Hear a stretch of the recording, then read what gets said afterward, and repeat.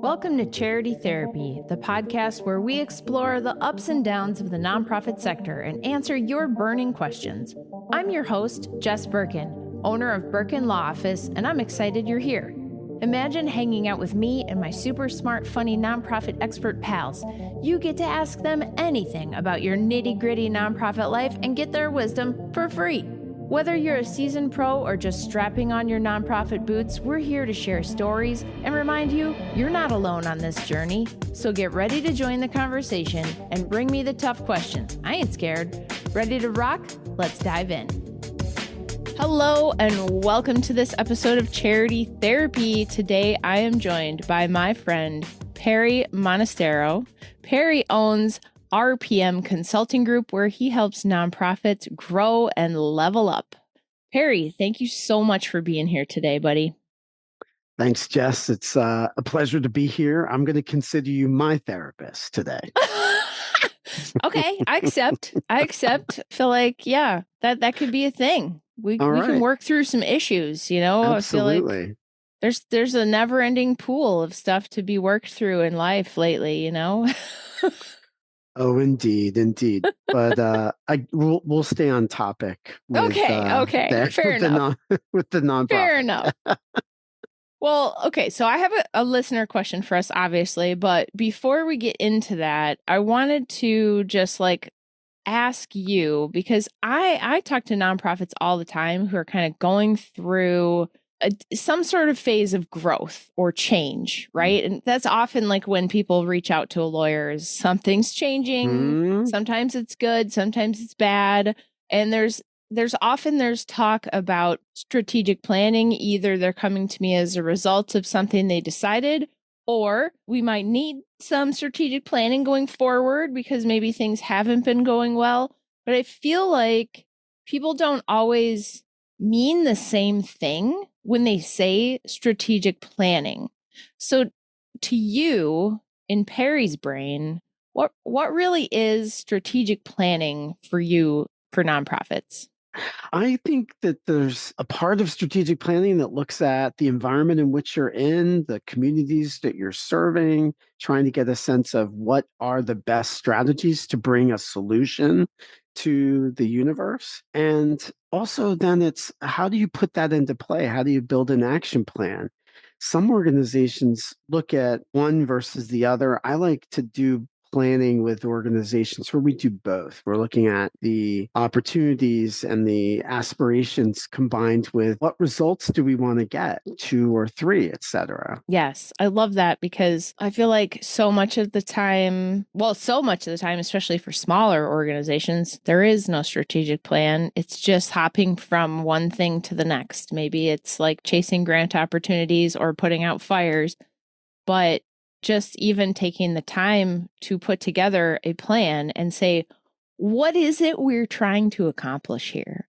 Like, what would we like to have seen happen by the end of 3 years or 5 years from now? I love that. Okay. With that in mind, okay, let's dig into this juicy question. Are you prepared? Ready? I'm ready for a juicy question. Wield some expertise. Here we go. Okay. All right. We had our first ever strategic planning retreat a couple of months ago, led by our executive director and the president, and it was a nightmare. Ooh. And they put it in all caps, nightmare. Okay. At the retreat, we basically came up with a bunch of words like diversity and integrity and just sat around debating definitions of words and what our values should be. The literal entire retreat was spent on this. Afterwards, the ED and the president drafted a new mission statement and emailed it to the board along with a ton of questions that honestly sounded like a college exercise. Okay. Things like, read these 5 other org mission statements, which is most effective, or describe the tone in 3 words. Wow. I cannot imagine that this is what strategic planning actually is.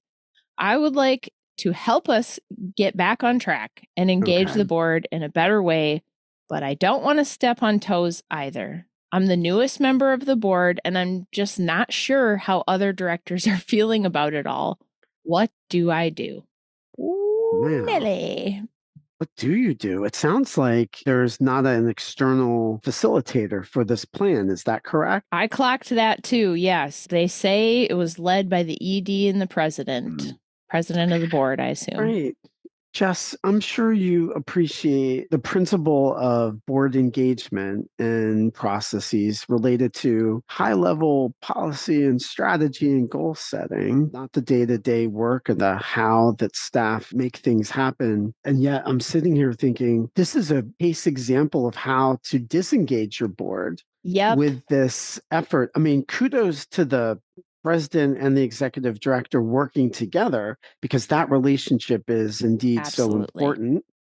And yet, at Yes. the expense of the engagement of the board, I think this is not how I would go about strategic plan. And it's where's the buy-in there? Well, and I'm And like, I don't think this even is strategic planning, is the thing, oh, that is the question, right? right? It is Well, not. I mean, it's based on what you said at the top and my limited experience being on boards. It feels okay. The phrase that came up for me, Perry, was this could have been an email.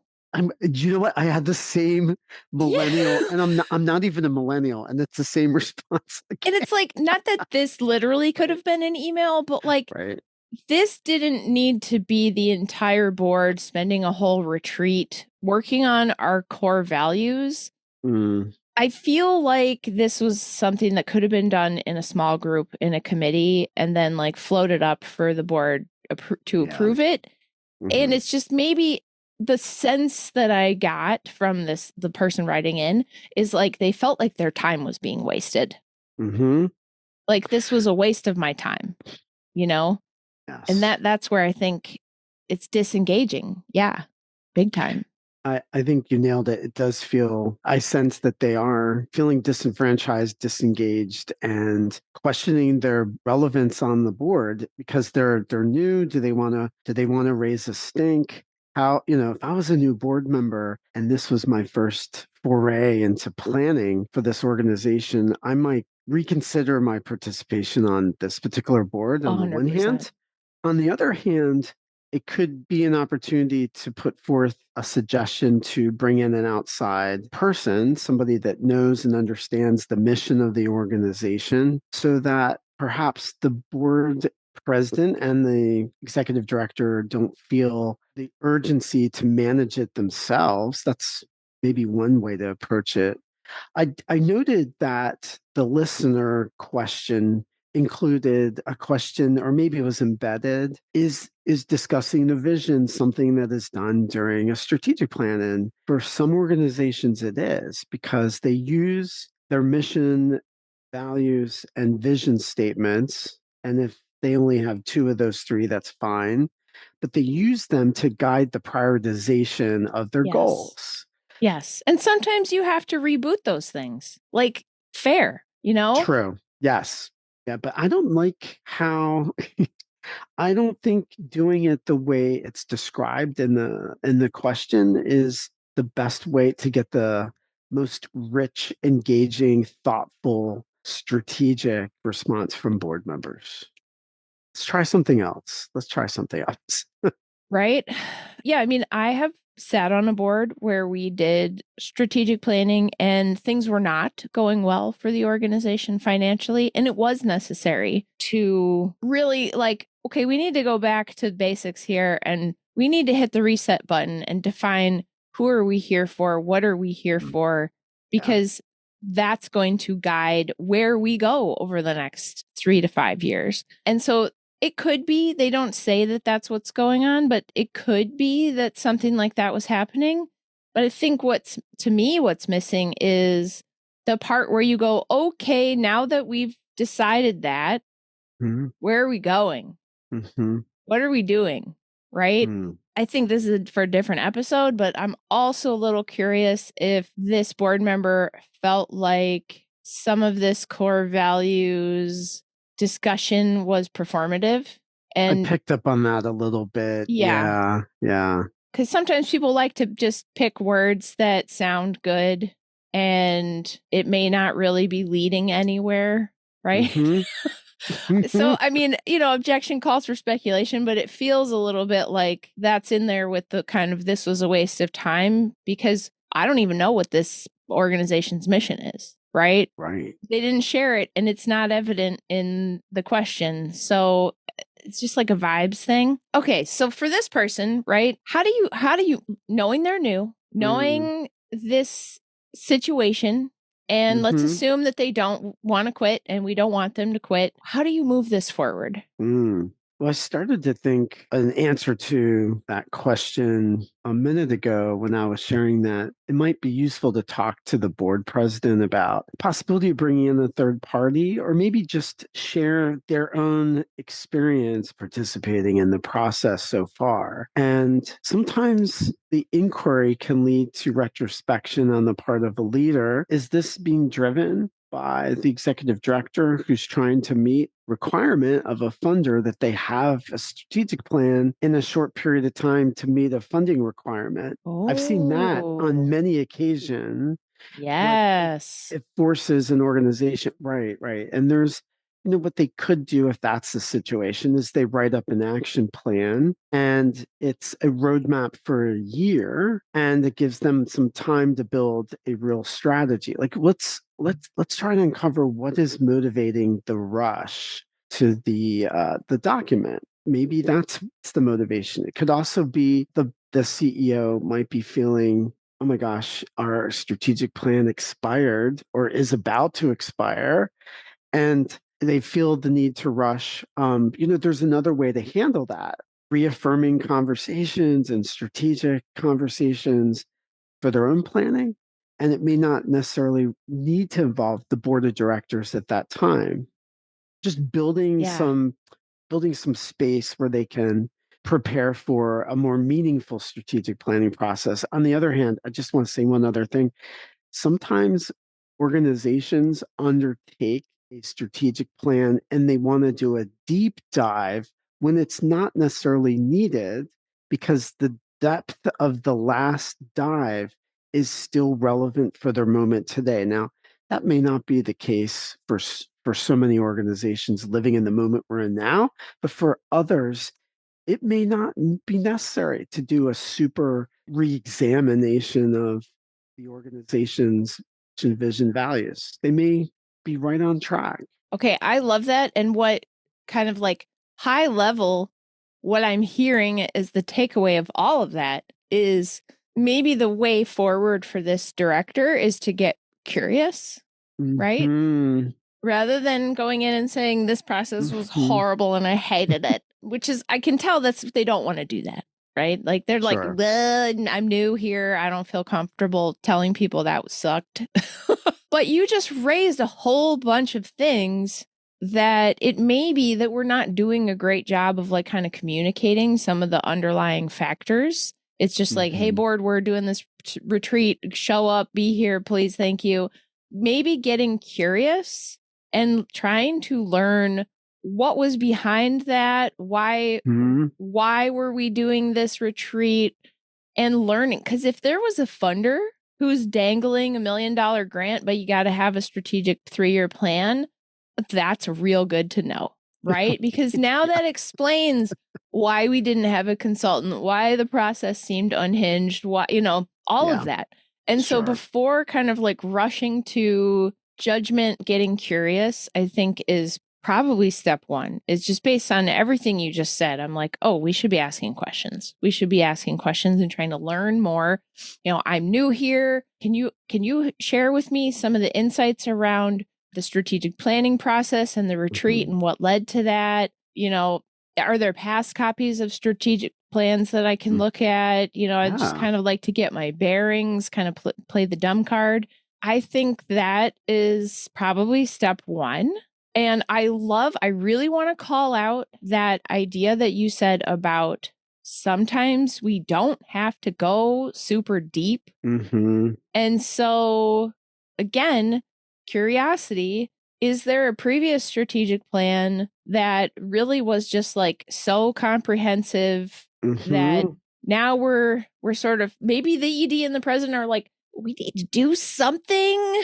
So I guess we could work on our core values because we're in year 7 of implementing all this other stuff that we planned out, and we don't need to kind of do this, but we feel obligated to like give the board an experience. I mean, who knows? Right? So, I mean, the experience doesn't sound like it was great. Let's be real. But you don't know what's motivating it. So I just love that as a nugget of wisdom, regardless of the circumstance, that you don't have to reinvent the wheel every single time. Yes. That feels like for a lot of groups, that's going to be earth-shattering wisdom.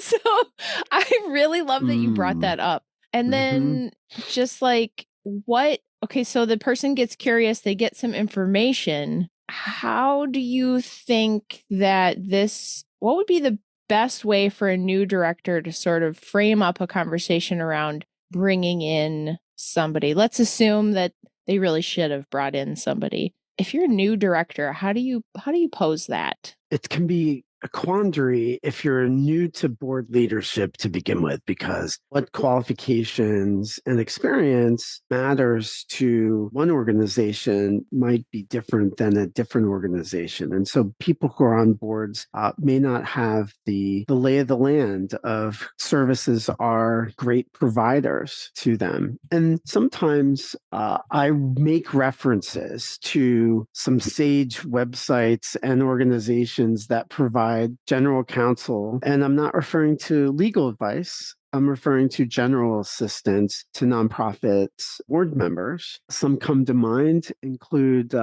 Board Source is one place for board leaders to learn about some standards. And then there's another place. I'm a licensed consultant with the National Standards for Excellence Institute. They have a number of resources for board leaders who are looking to learn more about planning and policymaking. National Council for Nonprofits is another great source of seasoned advice that you could seek on most any topic. And I think it's useful to steer our own internal search engines to places where there are folks that do this type of work on a regular basis that understand governance, and that could help give confidence to a newer board member. I mean, maybe this person has other experience with other boards, and so these references they already are familiar with, these resources they may be familiar with.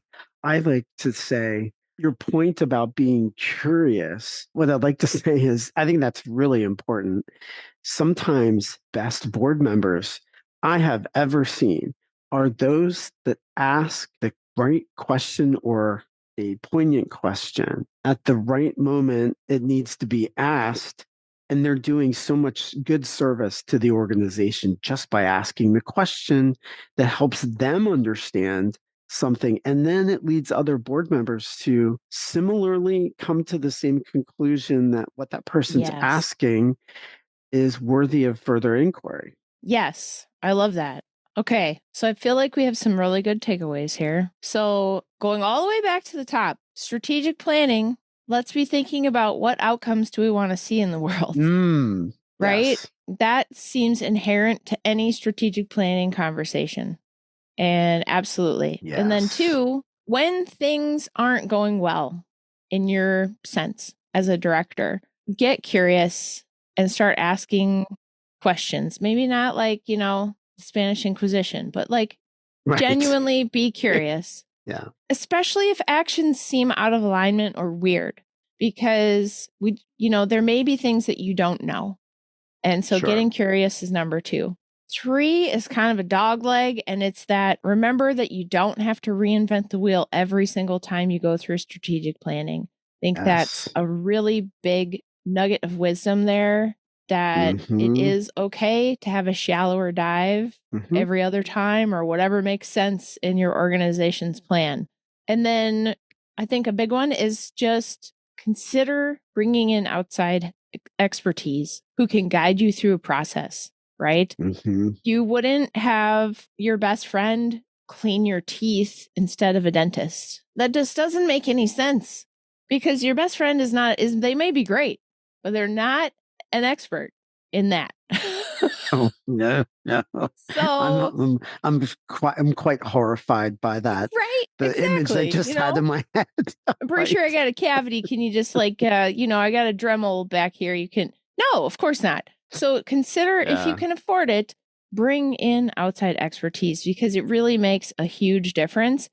And then that last bit, if you need help communicating around these concepts because you're feeling unsure, you're feeling like, what do I know? I'm new here. Yeah. Check out National Council of Nonprofits. Check out Board Source. There are a billion resources out there to help you communicate these best practices to your fellow directors. Did I miss anything in that sum up?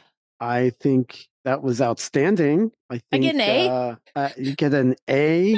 You get a 95. How's that? Oh, 95. Ooh, he's a stingy grader. Stingy grader. No 100s from I've Perry. been told I'm stingy. I know. You leave I those know. 4-star reviews, aren't you? You're one of those people who leaves like a 4-star review because you just don't do 5-star reviews. Oh no, I think a 95 is a 5 star. Okay. Okay. All right. This is good. This is very important. We're establishing Perry's rating criteria right now. That's right. Well, Mm-hmm. folks, if you want to leave a rating, don't make it 4 stars because this podcast is awesome and it deserves 5. So do me a huge favor and go push the 5-star button right now. Leave a review, subscribe in your podcast app or on YouTube. It really does help other people find the show. Perry, if people want to get in touch with you, where Mm-hmm. would they find you? They would find me on our website, which is rpmcg.com. There is a form online if folks want to send us a message there. Amazing. We will put that in the show notes. Perry, thank you so much for being here. I so appreciate you. My pleasure. 5 stars to you and your entire team, Jess. I feel adequately therapeuticized today. If you have a question or a story to share, or you're in a weird situation where you're a new director and you don't know what to do, get at me. I want to hear from you. Send me a note online at charitytherapy.show. And as always, thank you for listening.